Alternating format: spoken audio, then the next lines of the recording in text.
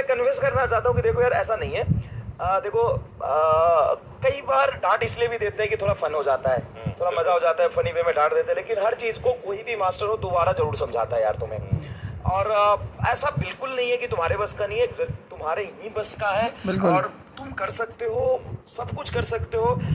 समय देना पड़ता है ना।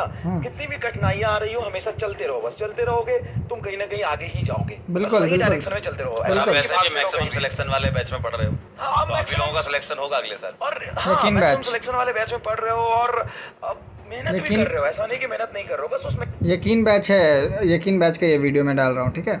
मेहनत को ना करना छोड़ना मत।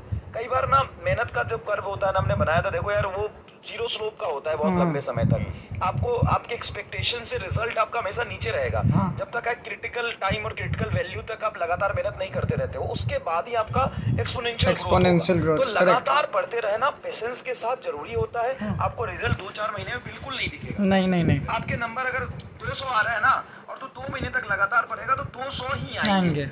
अचानक से चौथे 5वें महीने में जाके वो 250 एक्सपोनेंशियल ग्रोथ होगा। सर बायो में भी ग्राफ होता है, उसमें पहले लैग फेज आता है, मतलब टाइम आगे बढ़ता देखो अभी सर ग्राफ बना के समझाएंगे बहुत अच्छे तरीके से जाता है, लेकिन ग्रोथ नहीं दिखती है। लेकिन फिर सडनली एकदम से एक पॉइंट पर एक्सपोनेंशियल ग्रोथ होती है। तो हमेशा याद रखना, लाइफ का ये रूल होता है कि पहले हमको लगेगा कि ग्रोथ नहीं दिख रही, टाइम आगे बढ़ता जा रहा है लेकिन ग्रोथ नहीं दिख रही, बट ये सबके साथ होता है, हमारे साथ भी होता है। हमको भी जब हमने इवन किसी भी फील्ड में हमने पढ़ाना ही शुरू किया था, हमको शुरू में लगता था यार कोई नहीं देख रहा, कोई सुन नहीं रहा, लेकिन एक सडनली एक पॉइंट के बाद में सारी चीजें अपने आप क्लियर होती जाती हैं। तो इसलिए आप इस बात को समझिए, सबकी फेज, सबकी लाइफ में आता है ये फेज, और कई बार तो डिप भी चला जाता है, बट वो जितना डिप जाता है ना तो वापस बाउंस बैक भी होता है, याद रखना। तो इसीलिए बिल्कुल सही बात है, बिल्कुल ये बिल्कुल सही वो है। ग्राफ बहुत तगड़ा बनाते हो भाई। अब इस ग्राफ को थोड़ा एक्सप्लेन करना चाहूंगा मैं। देखो ये है एक्सपेक्टेशन, ये टाइम कि मैं इतने टाइम के साथ पढ़ता जाऊंगा तो मेरे इतने मार्क्स आएंगे। ये एक्सपेक्टेशन लाइन है, एक्सपेक्टेड लाइन है ये, ठीक है। बच्चा इतना पढ़ता है तो इतने नंबर आने चाहिए। वही सोचता है कि हम लोग सोचते हैं कि पढ़ रहे हैं तो आएगा ही आएगा, बट होता नहीं है, नीचे ही रहता है। एक्सपेक्टेशन जितना करते हैं ना उससे लो रहता है, समझो। इतने नंबर आने चाहिए, लेकिन रियलिटी क्या होता है, रियलिटी उसके नंबर बहुत कम आते हैं, बहुत कम आते हैं, बहुत कम आते हैं, बहुत कम आते हैं। उसकी उम्मीद इतनी है, इतने आते, उम्मीद इतनी है, इतने आते, उम्मीद इतनी है, इतने आते, उम्मीद इतनी है, इतने आते, उम्मीद इतनी है, धीमे-धीमे बढ़ते। लेकिन इस क्रिटिकल टाइम के बाद ये देखो ग्राफ ऊपर ही जाएगा। बिल्कुल। और ये जो इसका दोनों ग्राफ के बीच बट वही कि लगातार कंसिस्टेंसी, निरंतर मेहनत, कोई मेहनत नहीं, निरंतर हार्ड वर्क के साथ स्मार्ट वर्क। में जो एरिया है वो अमाउंट ऑफ डिमोटिवेशन, जितना नीचे रहेगा अमाउंट ऑफ डिमोटिवेशन उतना रहेगा, लेकिन ये कर्व ऊपर जाएगा ही एक दिन। समझ गए? क्या बेहतरीन तरीके से समझाया सर आज आपने। मतलब इसको क्या तुम्हें समझ है, पुल कराऊं क्या इसका?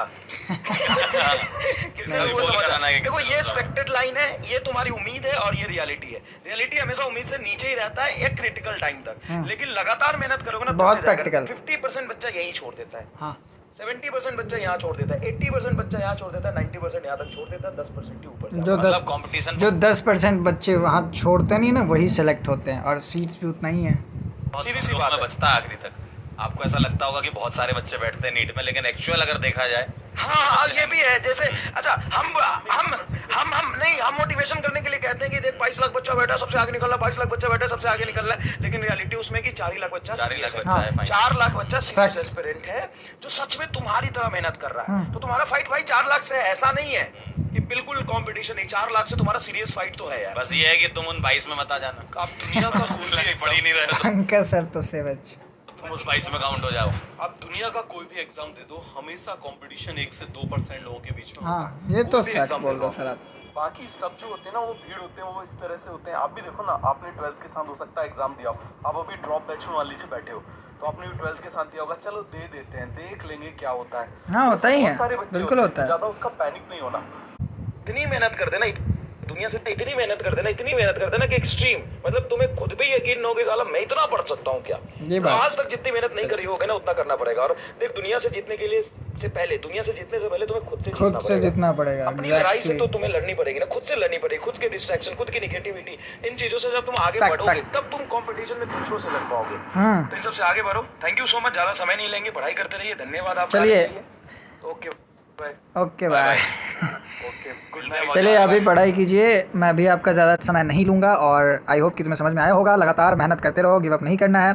एक टाइम तक तुम्हें लगेगा कि यार कर रहा हूँ, पुट इन कर रहा हूँ बट रिजल्ट नहीं आ रहा है, भाई लगातार लगे रहो, 2 महीने 3 महीने 4 महीने, उसके बाद ऐसा ग्रोथ होगा तुम एक्सपेक्ट नहीं किया, उससे ज़्यादा हो जाएगा, तुम्हारा मार्क्स बहुत ज़्यादा आएंगे। लेकिन अभी तुम एक्सपेक्ट करोगे ना उससे लो मार्क्स आएंगे, कॉन्फिडेंस लो हो जाएगा, बट उस लो नहीं होने देना, उससे बरकरार रखना, डिमोटिवेट नहीं होना। डिमोटिवेशन का भी एरिया सर ने बताया ये जो ग्राफ में, तो डिमोटिवेशन को कम रखना है और निरंतर लगातार मेहनत करते जाना है। तो एक ऐसा पॉइंट आता है जिसको सर ने बोला है क्रिटिकल पॉइंट, बिल्कुल सही बात है ये। क्रिटिकल पॉइंट पे एक्सपेक्टेशन का रेशियो और वो जो मेहनत करते रहोगे ना, वहाँ पे जाके ऐसा हाइक होगा तुम्हारा जो रिजल्ट है वो एक्सपेक्टेशन को ही पार कर जाएगा, समझ रहे हो, हाई हो जाएगा, बहुत ज़्यादा मार्क्स आएगा, एक्सपेक्टेशन से बढ़ के आएगा। तो लगातार जो लास्ट तक देखते हैं ये ग्राफ तुम्हें नीट एग्ज़ाम के दिन तक, एग्ज़ाम के एक दिन पहले तक फॉलो करना होगा, एक दिन पहले तक उतना मेहनत करना होगा, तभी ये सक्सेसफुल होगा, समझे। चलो फिर जाओ, अब पढ़ाई करो मन लगाकर और सब चीज़ करो यार, बट वो ये टाइम वेस्ट नहीं करना है और एक भी दिन पढ़ाई में गैप नहीं लेना है। रिफ्रेशमेंट के लिए जो तुम्हें अच्छा लग रहा है वो करो, लेकिन डिस्ट्रैक्शन वाला चीज़ से दूर रहो, मैं तो यही बोलूँगा।